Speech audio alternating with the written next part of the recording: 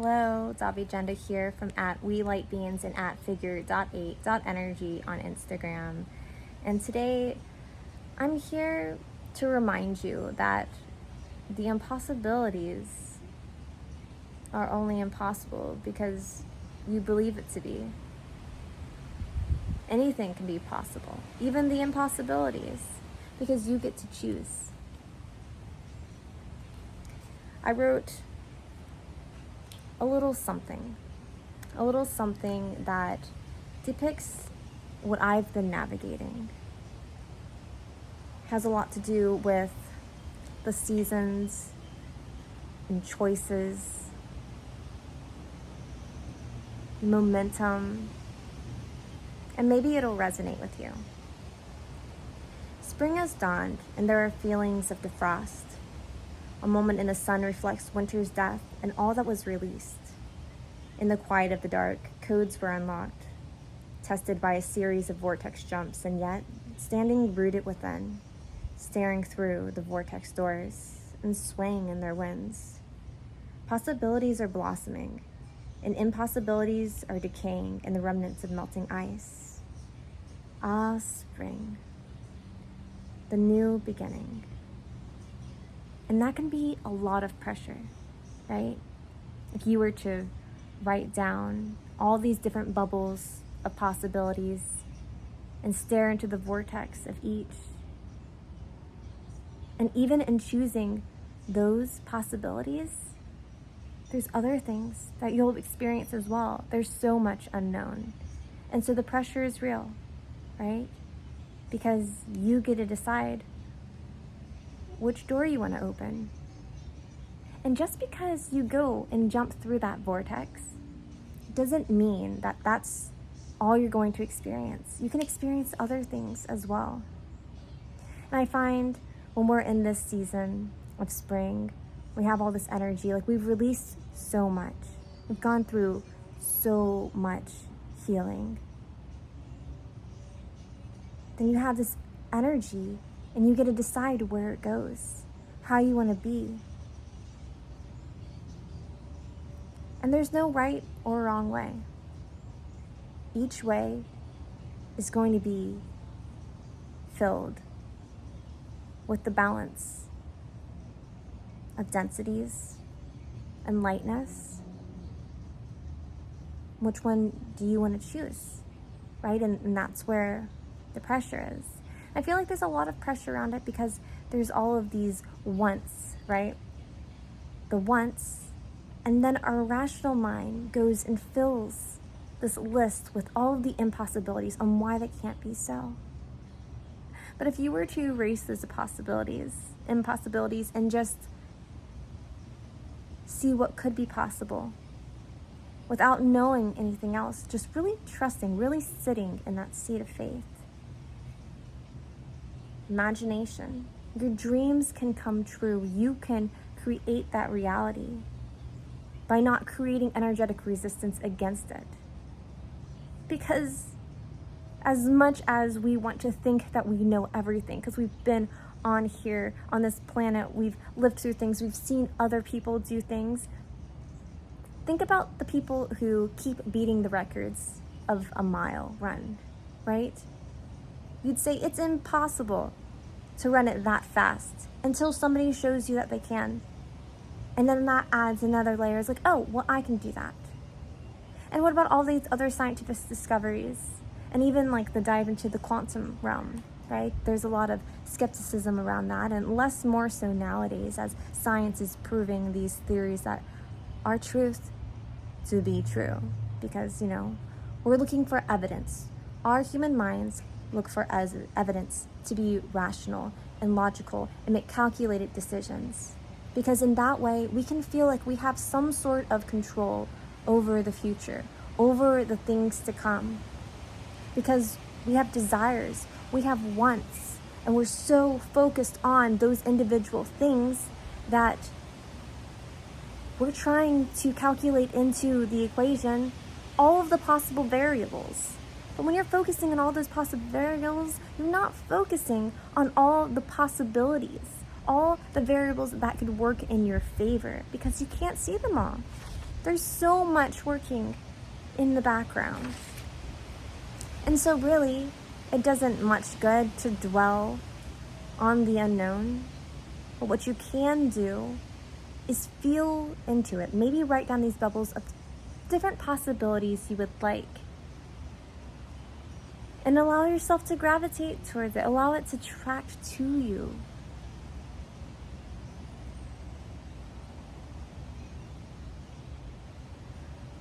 I reflect to all of the bits that I've been navigating and how there's so much beauty in the dance. Like sometimes there's a bit of tension, right? But then resting in that seat faith again, knowing that I'm the one who gets to control this. And a lot of what holds people back is getting stuck to the narratives of the things that have happened to them, of their traumas. And that's why there's this notion that you've had to have several years of healing from something, some occasion, some event, some traumatic thing in order to be actually healed from it. And it's not true. Maybe the time matters if you decided to spend a good amount of time in the victimhood of it. And I'm not saying that's a bad thing. Like there is the energetic effect of going through traumatic situations. It's held onto you, and then you have to face each one of those things, and sometimes you can only face one bit at a time. But by choosing to heal, by choosing to address each thing that comes up when it comes up in real time and not suppressing it, you are actively transmuting. You are actively healing. You do not need years and years to heal this, because chances are, if it's a fresh trauma, it is right on the surface of your chakras. And so the energetic is right there. It's present. You can address it and scoop it away. And if we continue to hack away at things at the pace that they are happening, maybe you can dive deeper and go into the other things that have led up to that, and keep going deeper and deeper and deeper, and going to all of these different layers within the chakra vortexes until you get to the root of it and you transmute that. And chances are it stemmed from your childhood. It stemmed from your relationships. It stemmed from the reactions that others have had towards you. We're faced with so much in our societies, right? Like family dynamics, school, friends, work, relationships. Anytime you add other people into the mix, they're bringing all of the things that they are dealing with or not dealing with. They're just having in their being, and it's affecting you too. So it's very, very important to be able to focus on the energies that you are in charge of, because other people's stuff is going to come at you. And if you haven't worked through stuff that you're dealing with already, to know in you that the way people are reacting to you is not a result of you, it's a result of the energies that they are dealing with, that is how you're going to heal even quicker. And maybe sometimes it means that you take some time of isolation to just be with yourself, so you can know that whenever you have other people in your vicinity again, that the things that are coming up that you didn't face when you were in solitary is because you didn't have a mirror next to you to show you those things. And so that's why there needs to be a balance, right? Time for yourself to separate, but then also allowing others into your life to help be that mirror, that reflection. And sometimes it's hard stuff because we can't see what we can't see, right? You can feel. And in doing so, you can actively transmute the things that are coming up when they come up too. It's a lot. It's absolutely a lot, but it's worth it. It's worth it because this is your life. You get to live it. You get to stand in your place and look at all of the vortex doors and see the possibilities and erase the impossibilities from the things that have happened to you, the things that you have done to other people. Those things already had their spotlight. It doesn't have to keep going. Things can be different. People are different. You're not always attracting the same things into your life. Sometimes unconsciously can happen, right? I look back and I'm just like, oh, wow, I see why I attracted that. This is something within me that I need to work on. But sometimes people just come with their things and they're looking to you, not consciously, sometimes consciously, but oftentimes it's unconsciously, because you can heal them with something just by being. Sometimes I get into this boggle of like, whoa, like that's a reaction. I do not like the way this reaction feels, but it's telling me, if it's a reaction within me, then it's like, oh, I feel this way, and why do I feel this way? And I'm going back in on it. And it's okay to feel a certain way and to know something else. And then when other people are reacting to you, but you are firm in your being and you're just like, wait, whoa, what is happening? Like, what is the disconnect here? Sometimes it's just a lesson for them because they're in the reactive position. And so the spring energy, it's really beautiful, right?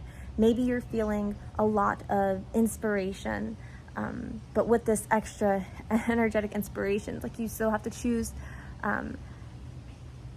where to put those pockets of energy, you know? And because I know that the beings that tune into my videos are of this collective that may be feeling these similar energies and maybe resonating with it more, like I'm right there with you.